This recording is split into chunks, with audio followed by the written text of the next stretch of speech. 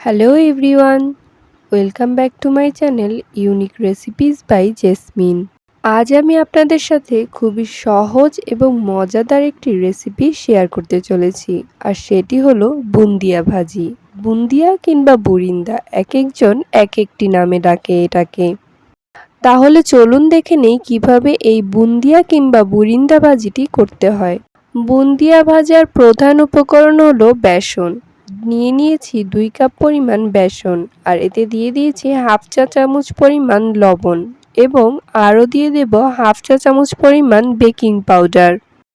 লবণ, baking powder এবং বেসনটাকে এবার আমি একটি চামচ দিয়ে ভালো মতো মিশিয়ে নেব।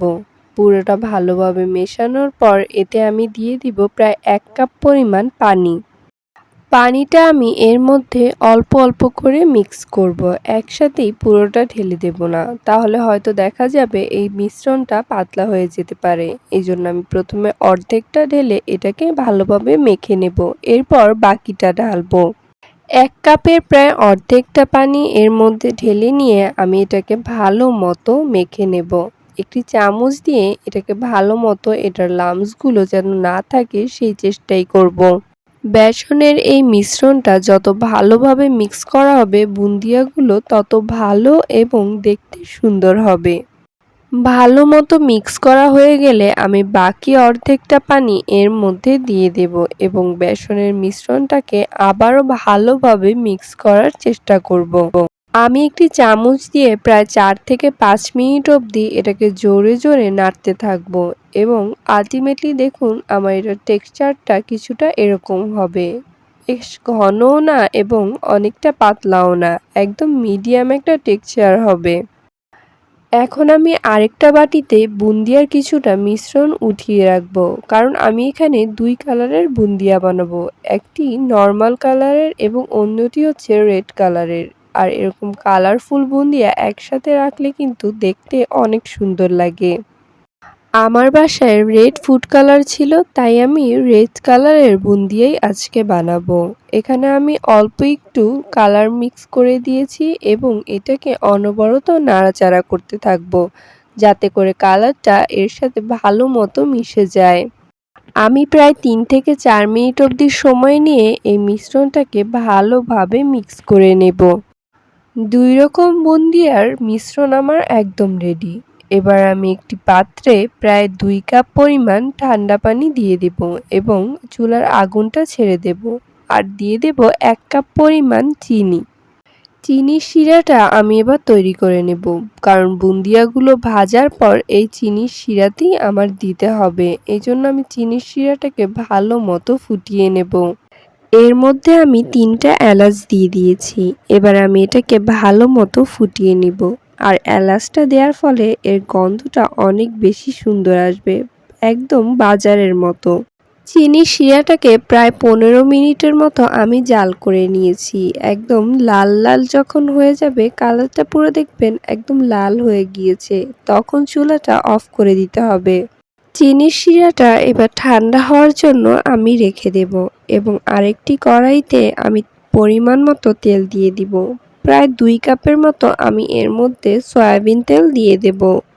তেলটা গরম হওয়া পর্যন্ত আমি অপেক্ষা করব। আমি অল্প একটু মিশ্রণ দিয়ে দেখলাম তেলটা ভালো মতো গরম হয়েছে কিনা। তেলটা যখন ভালো মতো গরম হয়ে যাবে, তখন আমি এরকম একটা চামচের সাহায্যে এর মধ্যে মিশ্রণটা দিয়ে এরকম বুন্দিয়া বানিয়ে ফেলবো। আপনারা চাইলে চাল ধোয়ার খাঁচি কিংবা ঝাঁঝরা অথবা কোনো কিছু ছাকার ছাঁকনি দিয়েও এই বুন্দিয়াটা বানিয়ে ফেলতে পারেন। আর এ পর্যায়ে কিন্তু চুলার আঁচটা একদমই মিডিয়ামে রাখতে হবে, না হলে এগুলো পুড়ে যাবে।